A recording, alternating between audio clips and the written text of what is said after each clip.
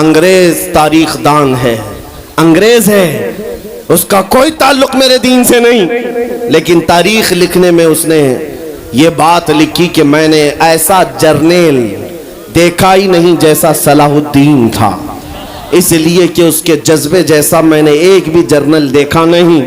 एक बार का वाकया लिखा है कि 12,000 की फौज थी सलाहुद्दीन के साथ, 12,000 की फौज थी सलाहुद्दीन अय्यूबी के साथ, और जिस वक्त वो मैदान में उतरा मुकाबिल में सलीबियों की तादाद 4 लाख की थी, 4 लाख की थी। 4 लाख की तादाद देखकर ना वो घबराया ना भागा, पलटकर अपनी फौज से पूछा क्या मशवरा है तुम्हारा, मुकाबिल में उतरे या नहीं उतरे।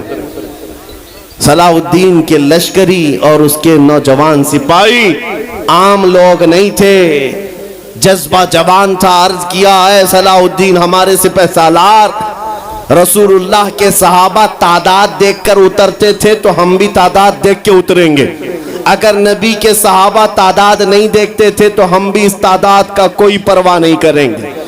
सलाहुद्दीन उनकी बातों को लेकर उतर तो पड़ा। तारीख लिखने वाला अंग्रेज आदमी है, कहता है मुकाबला कर लेना और बात होती है, लेकिन 4 लाख को तितर बितर करके रख देना तारीख की अलग बात होती है। सलाहुद्दीन के इस कारनामे के बाद वो अंग्रेज तारीख दान कहता है हमारे इलाकों में हाल ये हो गया था, हमारे यहाँ की माएँ अपने बच्चों को थपकियां देकर सुलाती थी और ये कहती थी कि बेटा सो जा नहीं तो सलाहुद्दीन आ जाए। सुभान अल्लाह, सुभान अल्लाह। ये मैं इसलिए बातें अर्ज कर रहा हूं कि सलाहुद्दीन अय्यूबी की ताकत वो उनकी अपनी बॉडी की ताकत नहीं थी, वो ना ही किसी जगह से वर्जिश करके हासिल की हुई ताकत थी। सलाहुद्दीन की ताकत इश्क़ मुस्तफ़ा की वजह से थी, वो मोहब्बत रसूल का पैकर था। हमने तारीख में उन जवानों को देखा है जिन्होंने तारीख उलट करके रख दिया है, जिन्होंने जमीन में एक अलग परचम लहरा कर रख दिया है। आपको पता है इसी हिंदुस्तान की सरजमीन पर सबसे पहला 10,000 का लश्कर लेकर आने वाला एक जवान, अरब से सबसे पहले आने वाला मोहम्मद बिन कासिम सिर्फ 19 साल की उम्र में आया था। 19 साल की उम्र में आया था। किस लिए आया था? माल लूटने नहीं आया था, यहाँ जगह कब्जा करने नहीं आया था। जैसे आज तारीख तोड़ मरोड़ करके बताई जा रही है, जितने बादशाह आए सब आक्रमण किए, सारे लोग यहाँ लूटपाट करने आए थे, ये तारीख तोड़ मरोड़ कर बयान की जाती है। मेरे अजीजों इस पर फिर कभी गुफ्तगू करेंगे, लेकिन मोहम्मद बिन कासिम क्यों आया था? इलाहाबाद के एक पंडित है, उन्होंने खुद लिखा है, मैं अपनी बात नहीं पंडित जी की बात कह रहा हूँ। उस वक्त हालात ऐसे हो गए थे कि चंद औरतें, मुसलमान औरतें जो श्रीलंका की सरजमीन से हज के लिए जा रही थी, उस वक्त राजा दाबिर सिंह उसके कुछ गुंडों ने इन औरतों को पकड़ लिया, उनकी इज्जत लूटी, उनका माल लूटा, उनको कैदी बनाया। उन औरतों ने उस वक्त पुकार कर कहा था कि कोई है जो हमारी इज्जत बचाएगा। कोई तिजारत करने वाला बाहर से आया हुआ ताजिर बात सुन करके अरब गया, अरब में जाकर गवर्नर जो था उसके सामने वाकया बयान कर रहा था। 19 साल का जवान मोहम्मद बिन कासिम वहां से गुजर रहा था, उसने इतना वाकया सुना कि हिंद की सरजमीन पर कुछ हमारी बहनों की इज्जत लूटी जा रही है। वहीं खड़े होकर उसने कहा लब्बैक या उख्ती, ऐ मेरी बहन मैं तेरी इज्जत की हिफाजत के लिए आ रहा हूं। वहां से पुकारा अपने चचा जो गवर्नर था उस वक्त, उससे 10,000 का लश्कर लेकर के सबसे पहले यहाँ आने वाला मोहम्मद बिन कासिम किस लिए आया था? माल लूटने के लिए नहीं, औरतों की इज्जत बचाने के लिए आया था। हिंदुस्तान की सरजमीन पर कदम रखा और उसके बाद सामने मुकाबिल में फौरन जंग के लिए नहीं आया, कहा कि जिन औरतों को कैदी बनाया वो छोड़ दो, जो हज के लिए जा रही थी उन्हें आजाद कर दो, और दूसरी बात जिन्होंने गुंडागर्दी की है उन्हें पकड़ो और जेल में डालो। राजा को घमंड था, उसने इनकार किया तो मोहम्मद बिन कासिम ने कहा चलो आओ मोहम्मद अरबी के शेरों से मुकाबला हो जाए। 3 दिन का मुकाबला हुआ था, न राजा बचा न बाजा बचा, सारे हजारे इधर से उधर हो गए और मोहम्मद बिन कासिम का परचम लहराया। मेरे अजीजों, औरतों की इज्जत का मुहाफिज 19 साल का जवान था, जिसने आते ही औरतों की इज्जत भी बचाई और मेरे दीन का परचम भी लहराया। मैं आज पूछता हूं हमारी उम्रें कितनी हो गई? कई जवान 25 साल 30 साल क्रॉस कर चुके। आज बहुत सारी औरतों की इज्जतें जब लूटी जाती हैं, तुम तो मोबाइल में देख देख करके शेयर कर देते हो, वीडियो इधर से उधर फैला देते हो और उसके बाद समझते हो हम बहुत बड़ा काम कर रहे हैं। हर कोई यही कहता है सबको शेयर करो, सबको शेयर करो। काय के लिए शेयर करो? मेरे अजीजों, ये कौन सी जंग लड़ रहे हो? व्हाट्सएप मोबाइल की जंग लड़ रहे हो? तुम्हारे अंदर अगर गैरत बाकी है तो मेरे अजीजों, किसी की इज्जत लुटते हुए देखकर तुम तमाशा नहीं कर सकते। ईमान बेदार करो, ईमान बेदार करो। ये आज हालात क्यों आए? इमाम गजाली की एक बात मैं सुनाता हूं। बहुत सालों पहले उस इमाम ने कहा था, 1000 साल पहले तकरीबन, उस इमाम ने कहा था जब इस उम्मत के सामने उनके रसूल की तौहीन हो रही हो और उम्मत खामोश बैठी रहे तो चंद दिन इंतजार करे, इनकी माँ और बहनों को बाजार में लाकर नीलाम किया जाएगा, इनकी माँ और बहनों की इज्जत लूटी जाएगी और ये कुछ ना कर सकेंगे, इनके बच्चों को मारा जाएगा और ये कुछ ना कर सकेंगे। मैं आज महसूस कर रहा हूँ हुजूर की गुस्ताखी पर और तौहीन पर खामोश रहने का नतीजा ये है कि अब हमारे घर भी सलामत नहीं रहेंगे। लोग आज चीख रहे हैं, मस्जिदें वीरान हो गई, मस्जिदें टूट रही हैं, खानकाहें टूट रही हैं, न जाने कितने मज़ारात बिल्डोजर से खत्म किए जा रहे हैं। ये तमाम बातें अपनी जगह पर। मैं आपसे पूछता हूं, जाने ईमान रसूलुल्लाह तरह चल तो नहीं सका, लेकिन खुद कैसे चलता था ये भी भूल गया और मैं उसको थोड़ा बदल करके अपनी कौम के लिए कहता हूं, शेर चला कुत्ते की चाल और अपनी चाल भूल गया। अल्लाह ने तुम्हें मोहम्मद अरबी का शेर बनाकर पैदा किया। हकीकी बात है ये मेरे अजीजों, हकीकी बात है।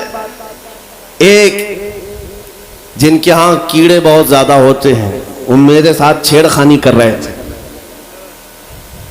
2 दिन कबल की बात है, मैंने किसी जगह तकरीर किया तो मुझे छेड़खानी कर रहे थे। हमारे दीन से कोई ताल्लुक नहीं। मैंने किसी छोटे दज्जाल के बारे में कहा तो उन्हें बड़ी लग गई थी। आज की तकरीर फिर वो सुन रहा होगा, साहब मैं कहता हूं, मुझे उन्होंने मैसेज में कहा है, गोश्त खोर मौलाना, गोश्त खोर मौलाना, गोश्त खाते हैं और स्टेजों पर चिल्लाते हैं। मैंने जवाब में कहा, अल्लाह का बड़ा शुक्र है गोबर खोर तो नहीं है, अल्लाह का बड़ा शुक्र है हम गोबर को कोहे नूर कहने वाले तो नहीं है। अल्लाह ने दूध पीने वाली कौम में पैदा किया है, पेशाब पीने वाली में नहीं। मेरे अजीजों, ये कोई बात लतीफे की नहीं है और न ही छेड़खानी की बात है। मैं उनसे कहता हूं, हमें छेड़ो मत, हम अपने नबी की बात करते हैं, हम अपने नबी की बात करते हैं और जहां फिर तुम छेड़ोगे तो फिर हम अपने तौर पर जवाब भी देते रहेंगे इंशाअल्लाह। इसलिए कि अपनी अपनी किस्मत की बात है। मुझे गोश्त खोर मौलाना कह रहे हो और खुद की हालत मालूम नहीं है। अल्लाह करीम का शुक्र है कि हमने दुनिया में देखा है गोश्त खाने वाला भी शेर ही हुआ करता है और गोबर खाने वाला सुअर तो नहीं है। अल्लाह का बड़ा करोड़ा एहसान है। मैं उन बातों में नहीं आ रहा, लेकिन एक बात जरूर कहना चाहता हूं, सुनियो, एक बात कि दुनिया 1000 ताने दे, हमें फर्क नहीं पड़ना चाहिए, अपने नबी के अखलाक को खुलकर कहना है। हमारा ये ईमान है या नहीं कि मेरा खुदा सच्चा है, हमारा नबी सच्चा है, हमारा दीन सच्चा है, कुरान सच्चा है। जब तुम्हारा यकीन है कि मेरा खुदा सच्चा, मेरा दीन सच्चा, मेरा कुरान सच्चा, मेरा नबी सच्चा, तो फिर मेरे अजीजों सर झुकाकर नहीं, सर उठाकर जियो। और तुम्हें हुजूर अकरम सल्लल्लाहु ताला अलैहि वसल्लम के अखलाक पर कभी शर्म नहीं आनी चाहिए। कोई टोपी पर, कोई दाढ़ी पर ताने मारता है तो उसको नजरअंदाज करो, इसलिए कि मरने के बाद इस कीड़े को मुंह नहीं दिखाना है, आमिना के लाल को मुंह दिखाना है। ताना देता है तो देकर मर जाएगा। हमें फर्क नहीं पड़ता, हमारे लिबास से जलते हो तो और जलो, मरो, इसलिए कि जिसकी किस्मत में यहां भी जलना वहां भी जलना। और अल्हम्दुलिल्लाह सुन्नियों की किस्मत में यहाँ भी खुशियाँ है, वहाँ भी खुशियाँ। हम यहाँ पर हुजूर पाक का जिक्र कर रहे हैं और खुशहाल है, अल्हम्दुलिल्लाह खुशहाल है, इसलिए कि मुझे पता है हमारी हैसियत क्या है। खुशहाल हैं आप भी, हम हैं। ये छोटी मोटी शिकायतें तो सब करते हैं आप कि बीमारी है, घर में खाना पानी नहीं है, धंधा नहीं चल रहा है, बिजनेस नहीं चल रहा है, सब लॉस में है, जॉब नहीं है, सब शिकायतें तुम्हारी है, हमें पता है। मेरे अजीजों, हम तो बार बार ये रोना रोते हैं, हम बड़ी कमजोर कौम हैं, हम बड़ी कमजोर कौम हैं, हम बड़ी कमजोर कौम हैं। लेकिन मीडिया के दज्जाली कुत्ते बार बार भौंक भौंक कर बताते हैं तुम कुछ हो, तुम कमजोर नहीं हो। 24 घंटे हम पर डिबेट होता है कि नहीं होता है? कुल मिलाकर हम पर ही डिबेट। अरे मियाँ, यहाँ तो इलेक्शन भी कैंपेनिंग के लिए हम ही हम हैं। हमारे मुद्दे को लेकर के ही सबको लड़ाना है, सबके दरमियान। मैं आपसे ये कहता हूँ, ये बातें यूं ही नहीं, वो बार बार तुम्हें भौंक कर बता रहे हैं तुम कुछ हो, लेकिन तुम कहते हो नहीं मैं कुछ नहीं हूं, हम कमजोर हैं। वो कहते हैं नहीं कमजोर नहीं, तुम कुछ हो। एक तरफ तो कहते हैं कुछ नहीं है, सब बिखरे हुए लोग हैं, पंचर पुत्र भी कहते हैं, लेकिन फिर हम उनसे कहते हैं मियाँ पंचर पुत्र है तो 24 घंटे डिबेट हम पर क्यों करते हो? डर किस बात का है? किस बात का डर है? क्या दूसरी और कौमें नहीं है जिसको निशाना बनाओगे? अरे 70 कौमें मौजूद हैं, लेकिन हमें पता है तुम्हारी आंखों में अगर कोई चुभता है तो गुलाम मुस्तफ़ा ही है, इसलिए कि उन्हें भी तारीख पता है। ये अगर निकल पड़े हैं सहरा से बगैर चप्पल के, पैबंद लगे कपड़ों से, तो कैसर और किसरा को भी धूल चटा सकते हैं।